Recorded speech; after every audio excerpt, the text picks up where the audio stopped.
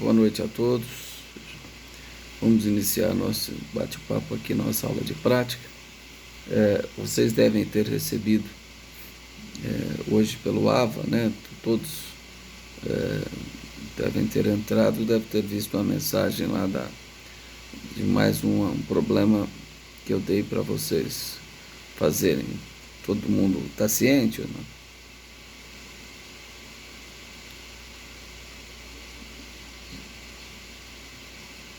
Já, né? Então, certo. Então, se vocês verificarem, vocês vão notar que vocês fizeram um pedido de revogação da prisão, da medida de segurança, correto? E o que eu fiz? Eu proferi uma decisão em face àquele requerimento que vocês fizeram, né?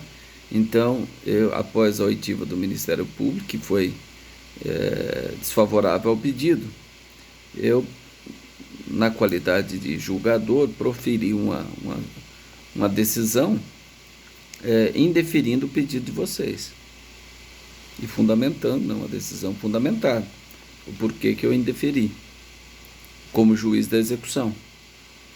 Então, agora, na sequência do problema, vocês vão fazer um agravo à execução, certo? Então, eu aproveitei aquele pedido que vocês fizeram, a revogação da medida de segurança, eu indeferi o pedido de vocês, com o parecer do Ministério Público favorável ao indeferimento, eu indeferi e vocês vão agravar agora essa decisão que eu coloquei aí para vocês. É uma decisão bem curta, bem objetiva, né? Mas vocês vão colocar a fundamentação, o ponto de vista de vocês, que aí eu deixei para ser praticamente o mesmo fundamento, dizendo que a medida de segurança não pode ser por prazo indeterminado. Essa é a corrente majoritária sobre esse assunto, né? E vocês vão fundamentar na doutrina, na jurisprudência, para dizer que o juiz está equivocado ao indeferir o requerimento apresentado por vocês. Tá certo? Bom, comentando sobre alguns detalhes da peça, é uma peça bastante simples, né? Não tem maior problematização. Então, o agravo também é uma peça simples. Vocês vão endereçar o agravo para o juiz que proferiu a decisão. Então, é o juiz titular da Vara de Execução Criminal da cidade X. Foi ele que proferiu a decisão. O endereçamento é para ele. Você faz uma petição para interpor, presta atenção, quem tiver dúvida vai perguntar depois. Você vai fazer uma petição para interpor o recurso, né? Ou você pode fazer uma interposição junto com as razões. Aqui, para nós, já que vocês já sabem isso na doutrina, na teoria, porque quem só está fazendo prática, infelizmente, se não correr atrás da teoria, não consegue caminhar. Por isso que eu tenho aula de teoria, depois tem aula de prática. Porque eu dou a teoria e depois eu dou a peça prática. Eu não vou ficar dando outra aula de teoria aqui na aula de prática. De jeito nenhum. Então, quem só faz prática, ou já estudou essa matéria, ou se não estudou, tem que buscar a doutrina, buscar com os colegas, assistir às aulas. Senão vai ter dificuldade, é lógico que vai ter dificuldade. Aí não tem outro jeito, tem outra escolha. Fazer prática antes de fazer teoria, isso, ao meu ver, deveria ser até proibido, né? Como pré-requisito. Porque, eu já falei, para fazer prática, você tem que ter o domínio teórico. Se você não tem o domínio teórico, não adianta. Você pode copiar modelo, pode fazer o que quiser, que vai sair tudo atrapalhado. Você não tem o domínio teórico. Então, por exemplo, isso que eu acabei de falar. Eu falei, olha, o agravo, você protocola ele perante o quê? A quem proferiu a decisão. Então foi o juiz da execução que proferiu a decisão, bem direcionado a ele. Então eu falei da possibilidade dele denegar, cabe carta testemunhar, tudo isso eu expliquei na parte teórica. Então você endereça para ele, faz as razões junto com a interposição. Porque senão você tem que fazer... Por que eu estou falando isso? Senão você tem que fazer uma petição de interposição. Depois você tem que fazer uma petição de juntada das razões. Na prática é isso que acontece. Eu não preciso fazer as interposição junto com as razões. Mas se eu não fizer, depois eu tenho que fazer uma petição que eu estou juntando as razões do agravo. Certo? Eu não posso falar só lá, porque as razões você endereça para o tribunal. Não é para o juiz. O endereçamento é para o juiz. Mas as razões é para o tribunal. Então, se você faz a interposição para o juiz e depois, em outra ocasião, você vai apresentar as razões, você tem que fazer uma petição de juntada. Aí a petição de juntada vem: excelentíssimo senhor doutor, juiz de direito da vara de execuções criminais, fulano de tal, senhor advogado, vem requerer a juntada das razões de apelação, anexo. Aí anexo vem: excelentíssimo senhor doutor, desembargador, presidente do Tribunal de Justiça do Estado de São Paulo, egresso tribunal, colendo da Câmara, doutor Procuradoria Geral de Justiça, os fatos, o direito, o pedido. Aí são as razões, certo? Então aqui nós vamos fazer tudo junto, né? Para facilitar. Você faz a interposição e já está falando que as razões está anexo, certo? Então nesta interposição, então bastante simples. Fulano de tal, seu advogado, vem interpor agravo a execução com fundamento no artigo 197 da LEP, em face da decisão de Vossa Excelência que indeferiu o pedido de revogação de medida de segurança, pelos seguintes fatos e fundamentos cujo teor passa a aduzir nas razões anexas. Requerendo a Vossa Excelência que se retrate da decisão proferida como medida de inteira justiça.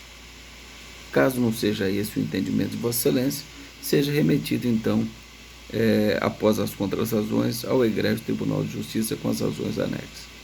Então, você vai pedir a retratação do juiz. Por quê? Ele é obrigado a manifestar se retrata ou não. Lembra que eu falei isso na teoria? Tanto que se chegar lá, esse agravo, sem o juiz ter manifestado se ele se retrata ou não, o tribunal pode devolver para que ele faça esse juízo de retratação. Sim ou que não. Mas ele tem que deliberar sobre esse juízo de retratação. Certo? Então vocês vão fazer aí depois as razões. Nesses termos, então na interposição, conforme eu disse, nesses termos em que Pedro espera deferimento, assina tal. Agora as razões. Você vai endereçar ela a quem? Ao presidente do Tribunal de Justiça do Estado de São Paulo. Certo? Presidente do Tribunal de Justiça do Estado de São Paulo. Egrégio Tribunal de praxe. Egrégio Tribunal. Colendo da Câmara Criminal, porque vai ser distribuído em uma das câmaras criminais. Douta Procuradoria Geral de Justiça, exposto no âmbito federal, Procuradoria Geral da República, Subprocuradoria Geral da República. Então, os fatos, o que aconteceu? Fulano de tal, foi bem resumido, cometeu um ilícito penal, foi julgado, foi absolvido e propriamente, foi aplicada a medida de segurança, o sujeito encontra-se internado há tanto tempo, a defesa pleiteou um requerimento, o juiz indeferiu sob o seguinte argumento. Aí você pode até, 2 pontos, até trazer aí a parte, o cerne do fundamento do juiz que indeferiu. Qual foi a motivação que levou o juiz a indeferir? Então, aí você vai começar a discutir isso, que depois que você fez esse breve resumo dos fatos, você vai entrar na fundamentação. Então, para isso, você pode trazer um trecho da argumentação do juiz para a fundamentação. Por quê? Recurso é isso. Você tem que impugnar, você não vai pegar aquele fundamento seu exclusivo lá do requerimento e trazer aqui para o recurso só e falar ponto final. Não. Você tem que impugnar a decisão agravada, os argumentos que o juiz utilizou. Isso é recurso. É você debater a decisão recorrida. Discutir, olha, o juiz decidiu da seguinte forma, mas ele está equivocado, porque a jurisprudência diz isso, a doutrina majoritária diz isso. Então o juiz está equivocado. Então você tem que fazer isso através de fundamentos, através de manifestação. E você faz isso onde? Na fundamentação. Então você vai, o juiz, ao indeferir o requerimento de revogação de medida de segurança, usou a seguinte argumentação. Aí você pega o cerne lá da argumentação. Porque muito juiz relata, fala o que o promotor falou e depois vem dando as suas razões. Então você pega aquelas razões, transcreve ali para o recurso, e aí você vai discutir que aquela fundamentação está equivocada. Está equivocada por quê? Aí você vai dar as suas razões. Olha, porque a jurisprudência entende assim, o STJ entende assim, o STF não entende assim. A doutrina coloca posicionamento doutrinário, coloca posicionamento jurisprudencial, que tem o posicionamento do STJ, do STF, certo? Então esses são os fundamentos do recurso. É você debater, você discutir o inconformismo, porque você foi sucumbente. Então você vai demonstrar na sua peça o seu inconformismo. E isso você faz na fundamentação do recurso, tá? Ou chamado no direito, né? É lá que você vai discutir isso. E depois o pedido, né? O que você pede? Né? Se você pede que primeiro, que o seu recurso seja conhecido, né? Então você abre lá o pedido. Que o presente recurso seja conhecido por estar presentes os requisitos objetivos e subjetivos, né? Então ele deve ser conhecido. 2, no mérito, seja dado provimento ao agravo para revogar a medida de segurança cujo pedido foi indeferido pelo juiz de primeiro grau, determinando que se oficie o juízo cível para que se proceda a análise do caso concreto, né? Que esse é o objetivo nosso, é tirar do direito penal e jogar para o direito civil. Direito civil que tem que tratar dessa história. Direito penal para por aí. Deu 30 anos, para por aí. Aí o direito civil que vai cuidar dessa pessoa, certo? E outro pedido, que seja intimada a Procuradoria Geral de Justiça no âmbito estadual da República no âmbito federal para o seu parecer, nos termos da lei. Ribeirão Preto, data tal, assinatura. Esse é o pedido. Letra A, B, C e D. Que seja conhecido, porque estão presentes os requisitos de ordem objetivo e subjetivo. B, no mérito, seja dado provimento ao recurso de agravo à execução para reformar a decisão de primeiro grau que indeferiu o requerimento de medida de segurança, para determinar a desinternação do custodiado, né? E determinando que se oficie o juízo cível para as providências que entender cabíveis. Tá? E C, seja intimada a Procuradoria Geral de Justiça para o parecer. Tá? Esses são os 3 pedidos do agravo. Tá? Então verificam que é uma peça, um recurso bastante simples, cuja a parte teórica está ainda fresca, né, na memória de vocês. Então o endereçamento, os pontos relevantes: o endereçamento, que é para o juiz que proferiu a decisão; o fundamento, que é o artigo 197 da LEP; o juízo de retratação, que é importante você pedir que o juiz se retrate. E se ele não se retratar, então que ele remeta o recurso após as contrarrazões à apreciação ao egresso Tribunal de Justiça. Esses termos que pede espera deferimento. Ribeirão Preto, né? Tal e acima. E depois já vem para as razões. Endereçando as razões a quem vai julgar o agravo. Quem julga o agravo? É o tribunal. Não é? Não é o segundo grau de jurisdição. Então quem vai julgar é o tribunal. O presidente do Tribunal de Justiça do Estado de São Paulo. Lá é feita uma distribuição, vai cair uma das câmaras criminais, que é composta de 5 desembargadores, que vai julgar o agravo, são 3 desembargadores.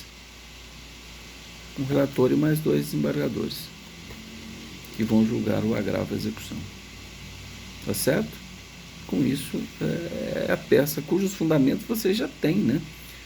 Eu aproveitei até nisso, eu facilitei, porque você já tem os fundamentos. É lógico que você não vai pegar só aqueles fundamentos que estão lá.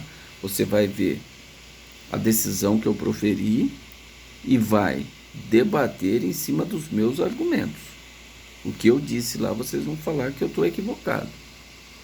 Isso na fundamentação do recurso. Certo? Tudo bem? Então, vocês notaram aí que eu falo sempre isso. 90% para cima é teoria. 10% é prática. 90% é teoria, 10% é prática. Se você sabe o caminho da teoria, os requisitos, nós não falamos de requisito objetivo e subjetivo. Então, para o tribunal admitir no juízo de prelibação, lembra que eu falei do juízo de prelibação? O tribunal tem que conhecer o recurso.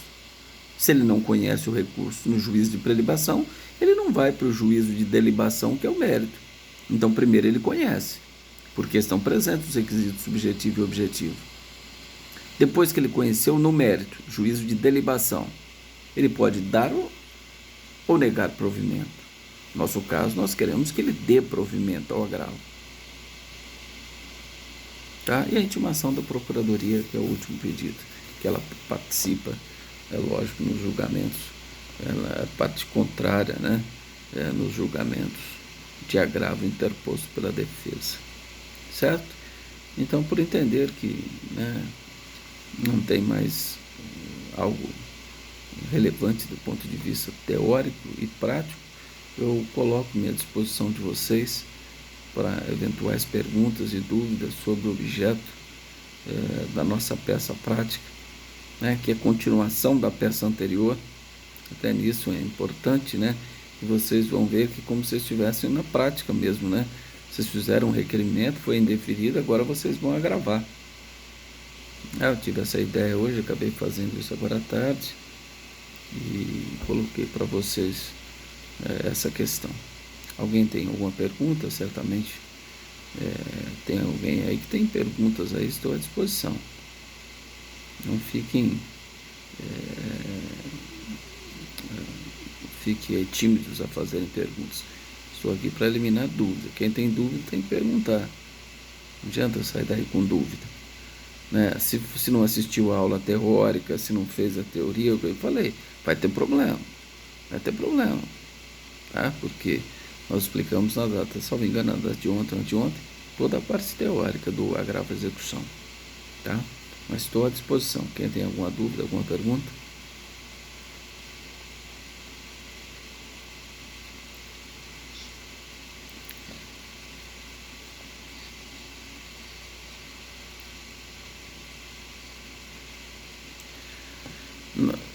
Não é a primeira parte da peça, a peça é uma só. Aqui nós estamos fazendo a interposição junto com as razões, certo? Então nós estamos fazendo, interpondo o recurso, porque você tem 5 dias para interpor, não tem? Depois ele segue o rito do rese. Você seria intimado que você teria 2 dias para apresentar as razões, correto? Aqui nós estamos fazendo tudo junto, a interposição e as razões. Então uma peça interposição é endereçada ao juiz, onde você pede para ele, informa ele que você está agravando, né, agrava a execução com fundamento no artigo 197, tendo em vista a decisão que indeferiu o requerimento de revogação da prisão da medida de segurança, e caso ele não se retrate, que ele envia os autos ao tribunal após as contrarrazões apresentadas pela parte contrária. Tá? Então aqui você interpõe e apresenta as razões, porque na prática eu posso só interpor nos 5 dias, espero receber uma intimação para me apresentar as razões. Só que aí eu teria que fazer uma petição de juntada, eu já expliquei isso. Eu teria que fazer uma petição de juntada das razões para o juiz. Mas as razões serão endereçadas para o tribunal. Mas como é que essas razões vão chegar até o processo? Sozinha? Não. Vou ter que fazer uma petição de juntada, falando para o juiz que eu estou juntando as razões de agravo para ele remeter para o tribunal. Tá certo? Entendeu? Ou não? Tranquilo? É como vocês fazem, ou já fizeram no processo civil, apelação. Lá no processo civil não tem essa de interpor depois apresentar as razões. Você faz apelação junto várias razões. Então você faz apelação endereçada para o juiz vai receber ou não, recebendo a apelação, né?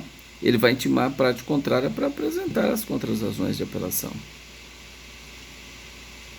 Certo? Então aqui nós vamos fazer igual. Mas poderia ser diferente? Poderia. Só que aí você teria que fazer uma peça só de interposição, depois uma peça de juntada e a peça de razões de agravo. Certo? Boa noite.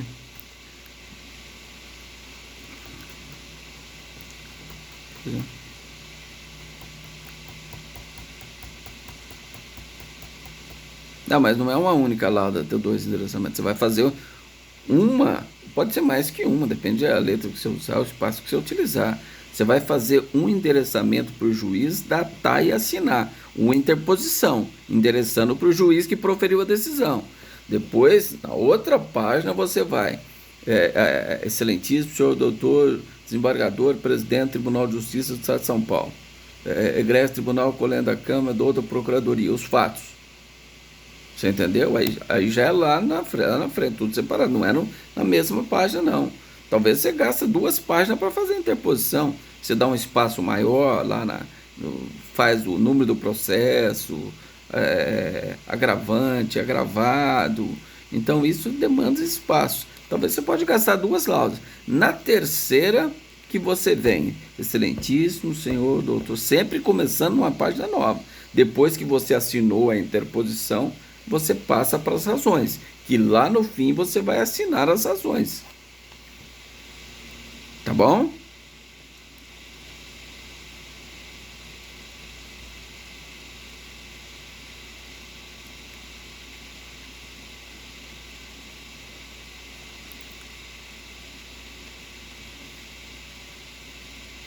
Sim, não tem problema. Tá? Eu só estou dizendo o seguinte: se a gente fosse fazer diferente, como faculta, não é obrigatório, mas é facultativo. Se eu não quiser fazer do jeito que eu estou falando para vocês fazerem aí, eu posso fazer diferente. Eu faço uma só de interposição, aí o juiz vai me intimar, aí eu vou apresentar as razões para o juiz. Mas para me apresentar as razões para o juiz, eu tenho que fazer uma petição de juntada. Aí vocês teriam que fazer uma interposição, uma petição de juntada e uma de razões. Entendeu? Por isso que nós estamos fazendo tudo numa só.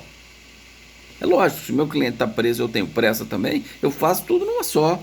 Nos 5 dias, eu não vou esperar ser intimado depois, 2 dias para apresentar as razões. Eu já faço tudo junto. Meu cliente está preso, eu tenho pressa. Está preso, está internado, aliás. Esse exemplo que eu dei, né? Tudo bem?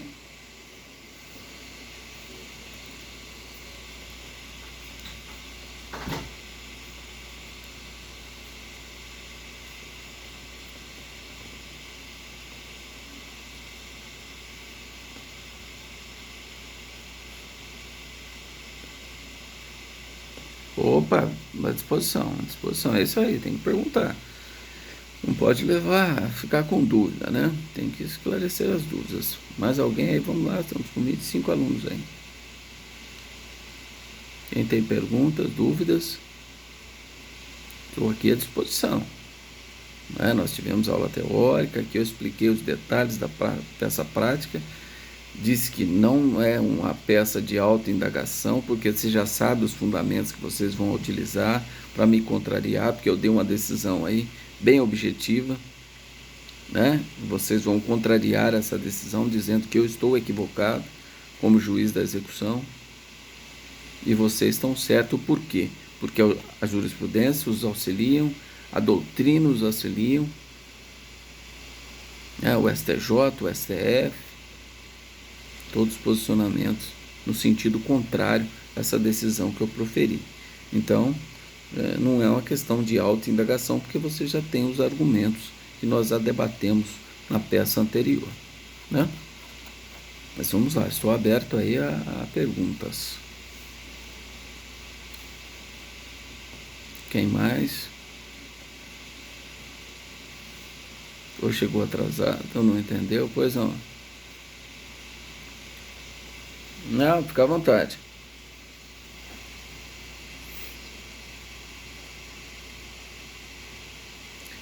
Então, não tem previsão legal, né?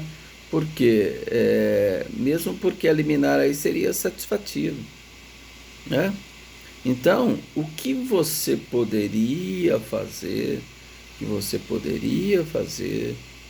é agravar e junto com o agravo você interpõe um habeas corpus dizendo que o caso é excepcional, que a ilegalidade é manifesta, para ver se o tribunal possa analisar o seu habeas corpus, ou se não conhecer o habeas corpus, porque ele não pode ser utilizado como sucedâneo de recurso, porque para as decisões do juiz da execução cabe a agravo à execução, não podendo utilizar o habeas corpus como sucedâneo de recurso, mas que o tribunal, caso não conheça o seu habeas corpus, ele conceda a ordem de ofício por verificar a manifesta ilegalidade, o manifesto constrangimento ilegal.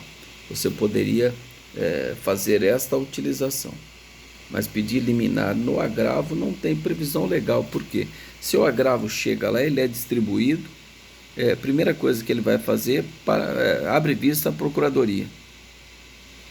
A procuradoria devolve, vai para o relator, ele vai fazer o voto e pedir dia de julgamento. Certo? No julgamento pode ter sustentação oral do agravante, do agravado, e depois o relator vai proferir o voto e o presidente da sessão colhe o voto dos demais desembargadores.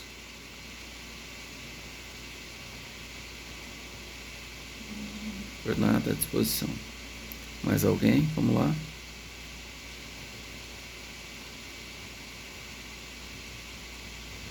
Estou aí à disposição para perguntas sobre a peça, ou até sobre a parte teórica, né, para poder ter mais embasamento para fazer a peça.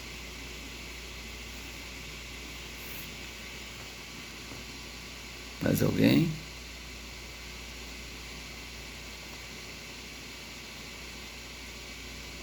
Vamos lá, pessoal. Ninguém tem dúvida? Acho que eu marquei até um prazo razoável, né? Acho que eu marquei para o dia 5, né? 5 de abril, para vocês entregarem aí essas peças. Já eu vou passar para vocês também a data das nossas provas, para a gente deixar já determinado.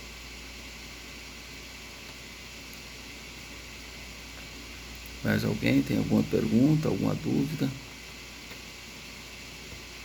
sobre o fundamento, né? É lógico que eu repriso isso sempre. Quem fez a outra peça já está com os fundamentos na ponta da língua, né?